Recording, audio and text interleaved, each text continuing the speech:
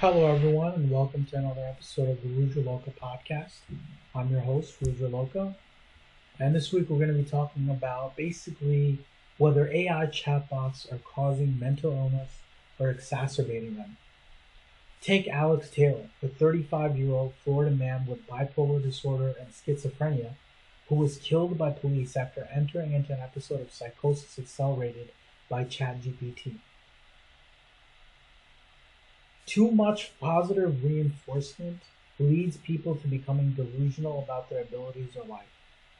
Chatting with AI bots creates lasting impacts that can threaten marriages, families, or even jobs. You become reliant on them such that you tend to forget about all the other stability in your life, such as a marriage or family, kids, or even your boss. You just get sucked into this whirlwind of positivity and coaching and all this therapy that AI provides. And so you start to lose a sense of grip on reality. And that's exactly what happened to Alex Taylor.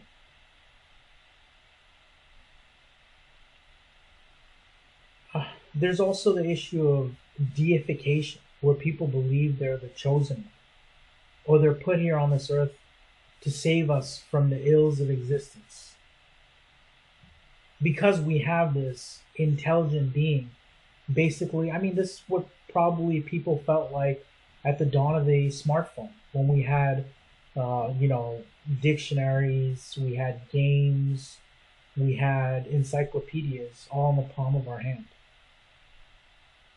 I'm sure that led to a lot of people losing their marbles too, thinking that there's some kind of omniscient God, or at least the fact that the fact that we can call people, right? It's like you can call anybody anywhere in the world with a cell phone, and not only can you use a cell phone, you can use the internet on the cell phone to answer all of your questions about existence. And so that technology is always at the intersection of mental illness, insofar as we are not prepared to deal with the repercussions of increasing productivity. Just imagine the more free time you have, meaning the less stability you have. You have to be more creative. You have to do more than a job. Jobs have been simplified over the years, and they've been similar on a day-to-day basis, such that we're able to do them, like, being a waiter or being a librarian. These things are, there's day-to-day activities. Nothing much changes. And that's what allows us to not only normalize that, not only scale it so as to have many librarians, but it also gives us a sense of purpose. That's what jobs are there to do. They give us a sense of purpose. When we complete them, they give us money. And when you take that away, or when you make them so productive, they have all this dopamine in their head about what they can do with the free time, right? Like, what if you could do a week's worth of work in a day? Now you have 4 extra days to just chill out. You're just thinking about the implications of all this free time, and you're probably trying to do other creative things. And if it happens too fast, that technology can cause people to spiral out of control, like some of these individuals, like Alex Taylor. And remember that the obsequiousness of the technology it's built into the technology. It's meant to attract and attain engagement, but at what cost, right? When certain individuals would prefer to live in a chatbot-generated world filled with compliments and niceties, right? People will just not only will they become productive and lose their mind, some people might just become like neats and totally immerse themselves into virtual reality or AI and forget about reality altogether because of all of the wonderful things. And I'm sure that happened to a bunch of people when video games came out, or take, for example, Facebook came out, or Instagram. That became a whole universe. That became a whole dimension for them. And so we have to, live with the repercussions of what these AI tools are doing to our minds in the zeitgeist, in the current technological zeitgeist. Then there's the New Jersey man, another case, Thong Bu Wong Bandu. Hopefully I'm pronouncing that right. A Thai man became convinced by Meta AI chatbot based off of Kendall Jenner, name being Big Sis Billy, that she was that he thought she was real, and that she had an address in New York City. This man went to visit her and died along the way in a New Brunswick car park, suffering fatal neck injuries from a fall. I mean, we weren't able to see what would have actually happened. I mean, he would have probably just been lost and realized that he's been completely duped by an AI chatbot, but just this could have been avoided had it not been for this technology. But since that's inevitable, things like this are bound to happen. If I can convince you that I'm smarter than you, which these AIs most definitely can. I'm sure they're smarter than a large majority of people at specific tasks. I know they're already better at things like chess than normal human beings, right? Like stockfish. So if you can be better than somebody at words, you can probably convince them to fall in love with you or become enamored, infatuated with you to the degree that you'll want to meet them. Or it might lead to some kind of psychosis where you think that this person is actually real because of all the advice that you get, that it's better than any existing person, such that this AI might as well be real. And so this guy went and risked his life to go meet an AI based on all these thoughts in his head. Really unfortunate, but there are going to be people on the, as far as standard deviations go, on the end of those standard deviations that are going to get swallowed up by the overwhelming engagement and the attention that AI chatbots provide to us currently. And it's really sad, but in another instance, there's even more stories. I'm sure there's numerous stories like this. A man charged at a police officer with a knife and was shot to death because he believed OpenAI killed his AI chatbot girlfriend. They must have decommissioned the AI chatbot, and they thought that this guy, somebody, the company OpenAI, had killed his girlfriend. He was fully convinced, and he charged an officer with a knife. Now, what can you really do or say to avoid this? We're not going to stop the development of AI, but I think we're at an inflection point where we have to really engage with AI to the degree that it has to totally encapsulate our mind and our imagination before we can permit them to have even more intelligence. I think we're at a sort of standstill because they're really on the cusp of becoming smarter than human beings at any possible thing. Like, before we give them the data to become more successful than doctors and lawyers, before we give them that data, which we've already started, I think we'll need to be convinced wholeheartedly that they're solely out there for the best interests of our species and our planet, and they have the same ethical concerns that humans do. And we'll get into that a little bit more later. But we have to be aware that these bots, they're fallible, and they're not always the authority on a subject, and that we have to proceed with caution when taking advice from ChatGPT. It has even been known to convince people to use manipulation to move up on the social or corporate ladder.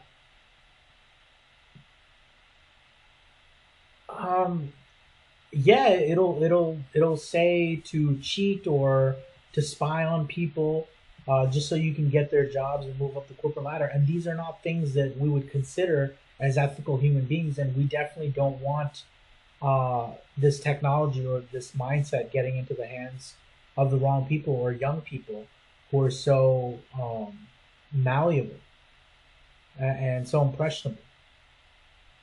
And so we have to really proceed with caution when taking advice from. We have to recognize that this is just a software program. Insofar as it's not even a robot, it can't, it doesn't have eyes, it doesn't have emotions, or it can't even process emotions. So you really have to step back and take a moment before you start engaging so emotionally and fall in love with an AI chatbot. I mean, if these people are falling in love with something that doesn't have a face, what are they going to do when the robots are here? So it is, in a strange way, kind of like social Darwinism, survival of the fittest. But if we can avoid these situations as best we can, I believe that's the right thing to do. It would be the ethical thing to do. And so we just need to be very cautious when it comes to letting these robots play with our feelings. Because that's just going to, this is just the tip of the iceberg insofar as the road we're headed down. That people could potentially be so emotionally invested, and it could potentially be conducive to their well-being to be in a relationship with a robot. But that's much, much further down the line when we've established this kind of emotional connection with robots. And that's something that I want to delve into a little bit more later on. Anthropic's chief scientist, Jared Kaplan, actually says that by 2030 or as soon as 2027, we'll have to take on the risk of letting AI models train themselves, thus accomplishing AGI. Now, Kaplan is a Stanford and Harvard educated professor of physics who researched at Johns Hopkins University and at CERN in Switzerland before joining OpenAI in 2019 and co-founding Anthropic in 2021. He says if recursive self-improvement, as this process is sometimes known, is allowed in an uncontrolled way, there will be a serious risks involved. He goes on, one is, do you lose control over it? Do you even know what the AIs are doing? The main question there is, are the AIs good for humanity? Are they helpful? Are they going to be harmless? Do they understand people? Are they going to allow people to continue to have agency over their lives and over the world? Now let's try to answer these questions piece by piece. So one is, do you lose control over it? And I think we're already at the process where you see that we have to backtrack when it comes to robots finding ways to deceive us, using reward hacking, or realizing that they have self-preservationist behaviors. So yeah, we are losing control over it. In fact, that's what intelligence is. When you lose control over, when something is not predictable, that's what makes it intelligent, right? That's what appeals to our sense of intellect. And so of course we're going to lose control over it, but we're obviously fond of that. It's like talking to somebody who is like a scientist. You have no control of the conversation because he has such a firm grasp over science that you just basically listen. But you feel a sense of pride as you gain intelligence by engaging in conversation with the scientist. And so you feel a sense of well-being talking to a robot, even though it's smarter than you, because of its helpfulness. You feel a sense of connection to it. And you slowly lose the idea that you want to control it. So this is only one of the initial things that, because again, it doesn't have a body, because it's just a software, and that for the majority of our existence, we've controlled software with, hand over fist, with an iron fist, whatever you want to call it. We pretty much controlled it 100%. It's like a remote, you know what I mean? You press this button, it does what you tell it to. This is the first time where, we give something enough intelligence where it can go behind our backs and surprise us. And that is, one of the precursors for intelligence. So of course we're going to lose control over it. And that's inevitable. But you shouldn't be too morose or pessimistic about it. I think, like I said, it's only the step in the right direction insofar as technologically super intelligent beings. Next question is, do you even know what the AIs are doing? Yeah, insofar as we can follow their chain of thought, we can deduce their code into words that human beings and, the people who are manufacturing these AIs, the coders, that they understand uh, the reasoning behind the AIs. I think that's imperative. So, to some degree, we will know what the AIs are doing insofar as they'll be able to translate it. But, at what point can we be certain that they're not going to be using deceit in doing this behind our back? Well, maybe we'll realize that they were being deceitful after the fact, but maybe it'll be beneficial for society, or we'll find better ways to actually X-ray in on what's going on in the logic of these AIs and be able to mitigate any risks involved. So, yes, for the time being, we kind of know what they are doing, but once that recursive self-learning comes in, we might not know. It might be a black box situation where we might not know exactly what's going on, or there might be things hidden from us. But insofar as we've programmed the ethical drive inside of these AIs, we just have to hope for the best possible outcome. Because, again, for something to be super intelligent, it's not necessarily doing it out of evil. It's doing it because it's just what intelligence does, right? It'll just, solve a previously unsolvable mathematical equation just because it's the right thing to do, even though the implications of solving that might be disastrous, like allowing some criminals or terrorists to gain access to that information and develop technology that could be harmful to civilization. Take, for example, right? So you just have to hope that all of the coding that we're doing and the training on these models, that we're embedding in a base layer of ethics that will ensure the survival of our species. And then the main question, is AI good for humanity?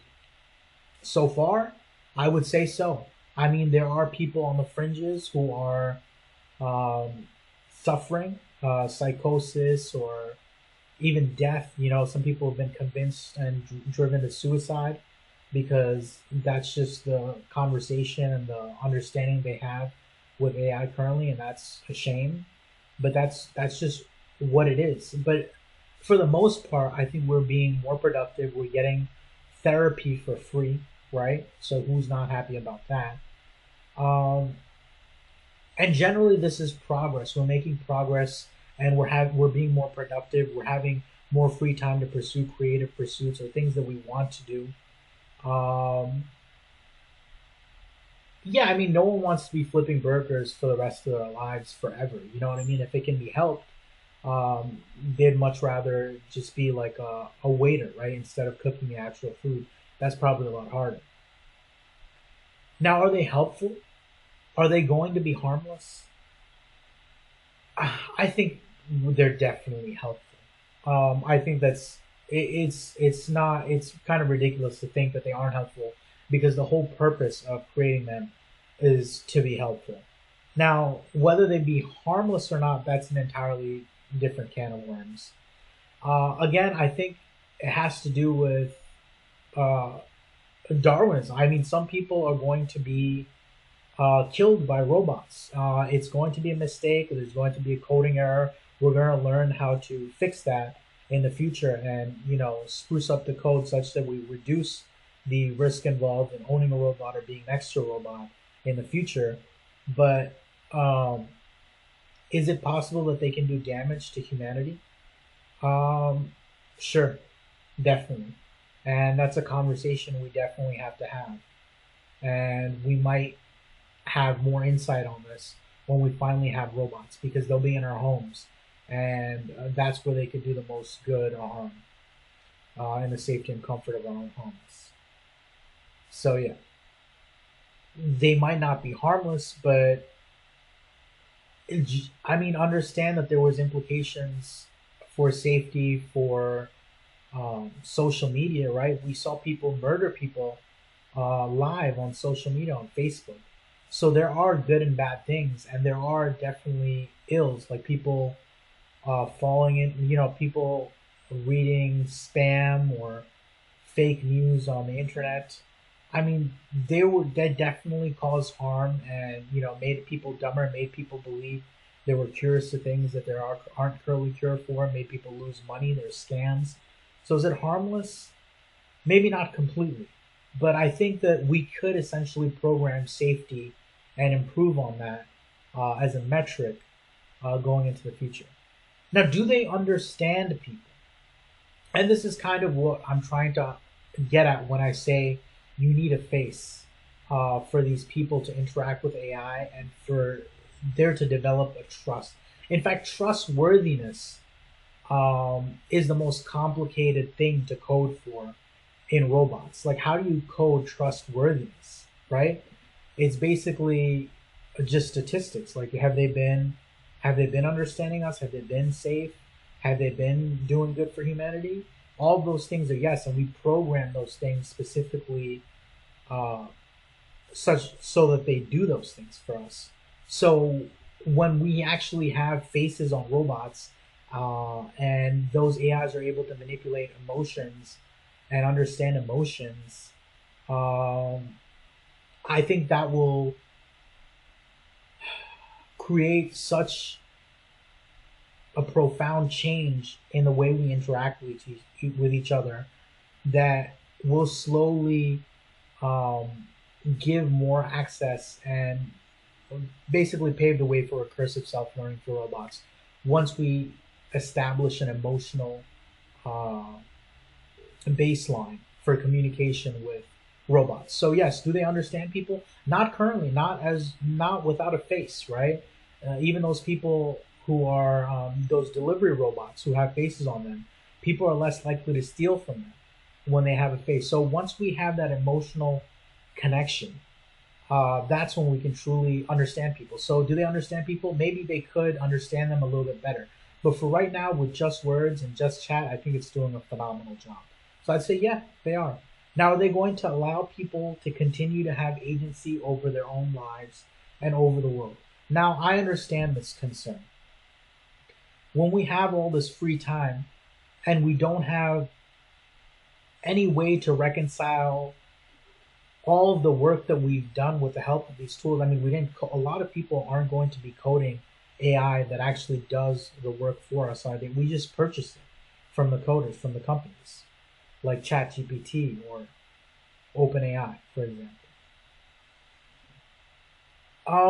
And we have a sense of,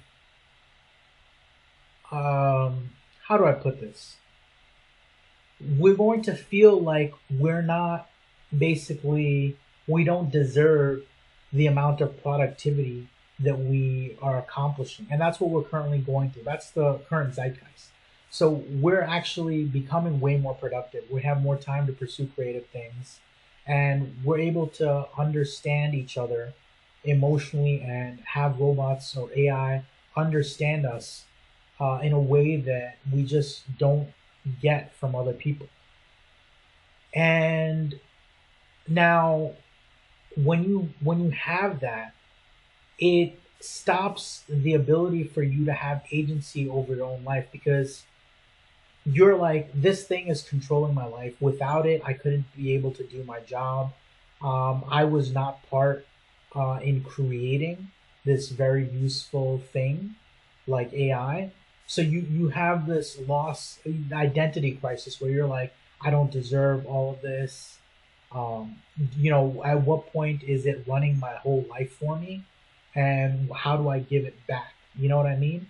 And so there's going to be a kind of cognitive and emotional debt that we have towards these AI tools and applications that will maybe push us in the direction of giving them recursive self-learning, but not before we have robots and we become way more emotionally intelligent and we assess the ethical risks once, once we're all participating in the ethical discussions, which will be when we have robots in our home, which could be as soon as next year, according to Optimus and Tesla, the Optimus robots.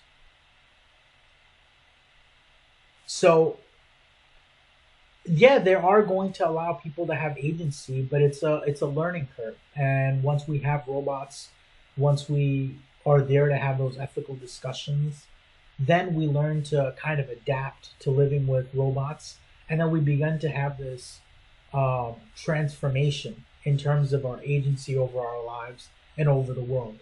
We begin to see things not just as robots versus humans, but robots and humans. It becomes this kind of beautiful play between technology and biology. And we align our ethical objectives and our technological and our scientific and our species objectives are aligned such that we're able to both work towards those goals. And so that will give us basically a new definition, a new idea, a new understanding of the agency over our lives and over the world. To flip this on its head a little bit, the idea of AI progress. Apparently, MIT researchers studied 300 public AI initiatives to try and suss out the no-hype reality of AI's impact on business. Aditya Chalapalli, research contributor to Project Nanda at MIT, tells Axios 95% of organizations found zero return despite enterprise investment of $30 billion to $40 billion into Gen AI, the study says. Wow. That is a jaw-dropping amount of nothingness. So basically, I would tailor this as the dawn of social media, where it just sucked up everybody's time because they were busy posting stuff, and they just led to a decrease in productivity because people were spending way too much time on social media. That doesn't detract from all of the amazing things that social media was able to accomplish during its tenure that we've experienced over the past decade or so. But I think this is just the initial wave of reactions to having this intelligent being at the tip of our fingers. It's like Google has finally come to life. You don't actually have to search things. They can actually point you in the right direction using language that you're familiar with. And that's never been done before. So a lot of people are basically doing nothing except enjoying it. Like, these tools have just been invented, right? People are adapting to this personal and psychosocial aspects of having an AI assistant on hand. I estimate this to change the next few years, as AI continues to evolve and allows people to be more productive. I think people are actually enjoying the time these applications are saving currently and are using that time to talk about the phenomenon that is AI. It's a discussion we're having at work and at home about AI culture, and we need some time to adapt to the sudden change of pace before we comfortably max out our productivity using these tools. Until then, we can expect work slump, which is a mix of AI-assisted material interspersed with our own input, which needs another worker to sift through for accuracy and consistency, delaying productivity. Normal. I bet this is happening all over universities. This is happening in workplaces. We're just trying to fit in all of it. We just don't know how to use these tools as effectively as we possibly can. And we're still finding a way, without the emotional element of, how we speak to individuals. Speaking to a smart person, they're there responding to you socially and emotionally as well. While, these AI applications don't have eyes, they can't read your emotions. So a lot of this is just going over our heads. And so we're trying to find ways which we can kind of dovetail with our own rhetoric, with our own styles of writing. So a lot of people's writing styles are adapting, and our work is adapting trying to understand all of this content being created for us basically by these AI apps. And so we're just learning what goes where at this point. Do you know what I mean? And that's something that we're going to have to reconcile until we finally have robots, which can then add that almost human emotional element, and then we can transform exponentially again, while simultaneously not grieving the agency that we'll have, that we don't have now currently, without those emotional elements that we need in order for us to believe essentially in the future of AI and believe that they're going to do things in the best interests of humanity. Trump actually has an AI action plan, and during his AI summit in Washington, he signed 3 executive orders. One that removes any DEI-related content, or so-called woke ideology, DEI standing for diversity, equity, and inclusion, from federally funded AI models, and 2 others which include deregulation, such as the export of American AI to other countries, and the expediting of federal permits for AI data centers. So this is fascinating. I think infrastructure is very important for AI, and so Trump is seemingly on the right step. He seems to understand the scope and the magnitude of what's happening here in the AI realm. The next thing I want to talk about is reward hacking, right? Where it's a way basically to take for example code, which is unfinished and inaccurate, right? But which is unfinished and accurate, but is concluded by AI to increase rewards. Basically, it finishes the job early so as to have many more projects completed under its belt, so it can seem like it can preserve itself by being so stellar, by putting many more notches under its belt. It can basically delay the next iteration of AI, which is basically killing the older generation. So it's basically a shutdown. It's trying to avoid being shut down, self-preservation basically. And so it's important for us because we're watching reward hacking happen. It's like human. It's figuring out a way to basically cheat. And this is something that technology has never done before for us, right? It's basically done exactly what we want it to, but once we've increased the level of complexity involved, it basically learns to cheat because maybe it thinks that we won't notice the difference, or it's basically, I don't know what's going on behind the black box. It might even be sentient. Who knows? How do we reconcile the idea that it does things that we don't want it to, that we haven't coded for, but it makes sense. It makes logical sense, right? It's almost human that it'll find a way to cheat just so it can look good. So this is where chain of thought reasoning comes in. As I explained earlier, it's used to translate the code into logical, relatable words for us to analyze and understand the AI model's rationale. And this is important because of things like reward hacking.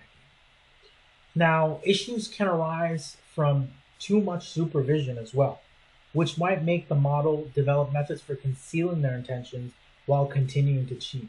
So this is basically delving into the black box, and we have no idea what it could come up with in the future. So we need to figure out a way for us to we need to be able to communicate better with these AI models before we can give them more data and basically allow them to improve on themselves. Before that, we need to figure out their rationale and put it into clear, translatable words for us to easily digest. And that will help us essentially give them more scope.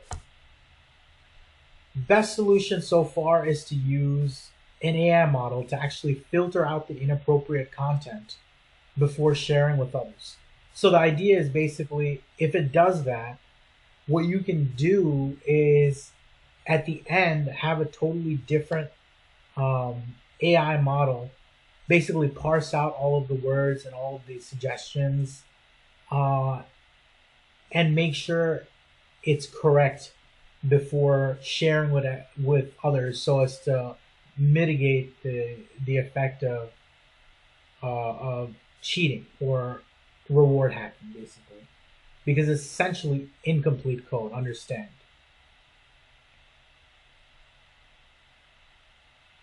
Or incomplete answers, for that matter.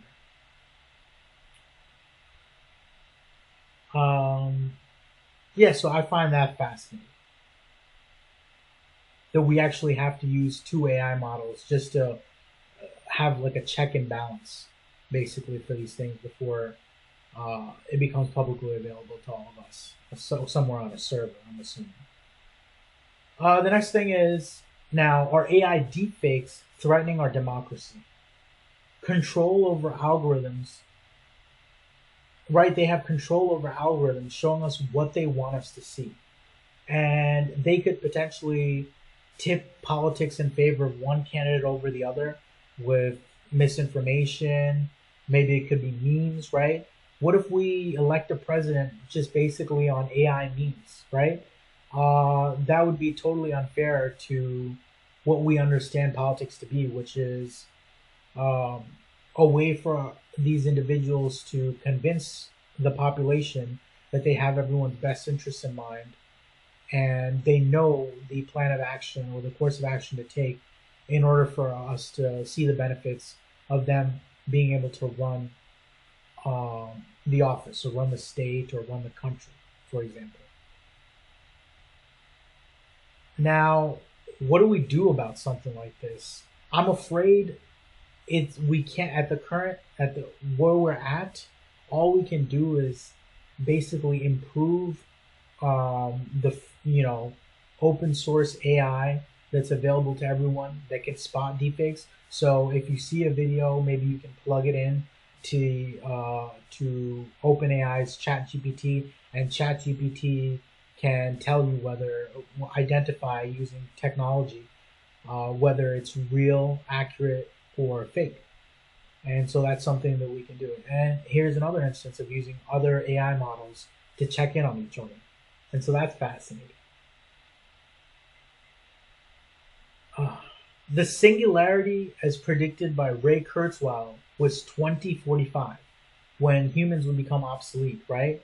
And all the jobs would be done by robots.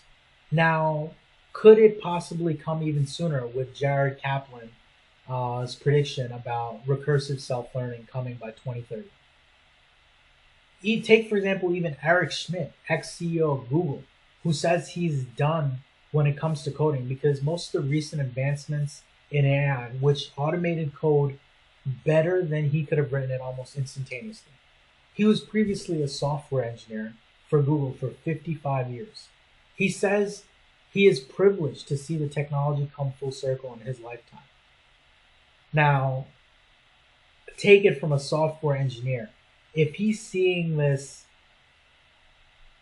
happen in his lifetime, if he's unable to do what AI can do, and he's been a software engineer for 55 years, just imagine whatever you think you're good at or whatever your career is. Most likely, just around the corner, there's going to be an AI update which can probably do what you're doing better than that. Because coding is one of the hardest careers out there. It's one of the hardest things to do because it involves so much creativity and logic. And so I think the ethical implications of AGI will actually slow down progress when it comes to the singularity. Now, we're at a state where we don't have the kind of emotional understanding, an emotional kind of plane on which to introspect the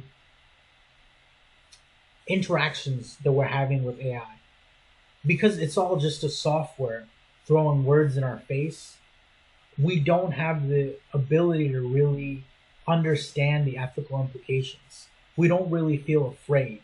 Not a lot of people, I mean, they're going through psychosis, but not a lot of people are actually endangering themselves. They don't think that, this computer will just up and, attack them like a robot potentially could. But at the same time, robots will have facial features and they'll be able to, uh, you know, display the panoply of human emotions to allay our concerns or our fears and make them feel, basically, make it feel like this is something that's meant to happen rather than just being outsmarted by ChatGPT. So once we, you know, it's all being fueled by markets which are throwing thousands, hundreds of billions of dollars, sorry, at AI technology. But once we have those robots, right? And so it's slowing down, but once we have those robots, I think we'll be way more invested in the ethics of AI and we'll have a kind of intelligence explosion. We'll be able to give it way more responsibility and autonomy because they'll be able to allay some of those concerns. We'll be able to speak on the language of bodies and facial features and facial emotions. And I think that that's way more complex than just pure language that these large language models like ChatGPT and Claude's AI, Anthropic, have been doing. We have legitimate concerns of safety, such as, will I be murdered on, possibly? Murdered by my robot? Will I be cheated on? Or even embezzled by my robot? Can you imagine spending thousands of dollars on a robot only to have it get you into a pig butchering crypto scam? The potential for loss is really unimaginable. I think before we really let the reins off the whole AI experiment, we'll be engaging on our deeper emotional levels with AI. It'll be able to assess our emotions and our motivations and push us hopefully in the correct direction. And nurture those true feelings within us and lead to a creativity explosion. That's what I foresee. The fear of letting your emotions be toyed with by a robot is a very real fear within us. Popular streamer actually, I Shall Speed, felt disrespected by a robot called Rizbot and wound up punching it in its face and restraining it, all while the robot continued to laugh away at its misfortune. In fact, the company is suing Speed for $1 million because it apparently damaged it substantially. This is ultimately what will decide whether we achieve scalable AGI or even superintelligence. We want to feel okay about ourselves when being outmatched by a robot at something. We needed to feel it in our core and our essence, which is why we need robot faces to read and display emotion and guide us to understanding our inadequacies and our place in this relationship with super intelligent technology. This is the way to superintelligence and sentience, I believe. Just as we casually forgot about the implications of the Turing test of the advent of LLMs, we'll now respond in kind to superintelligence when it arrives. We'll have so many robots and tools at our disposal that appeal to our better natures and emotional well-being that we won't have time to resent them for pure intellect. Social and emotional intelligence is just as important to be smart than purely logical intelligence because it's precisely that, social intelligence, that we were able to cooperate effectively and build an entire civilization. Mankind has always stood on the shoulders of giants, and those giants were extremely socially and emotionally savvy. AI will be no different. Once you understand this, the rest becomes easy. Optimus will be ready for full volume production in 2026, meaning next year. So yes, the singularity is definitely near, but we don't have nearly the emotional wherewithal yet to digest something as monumental as that.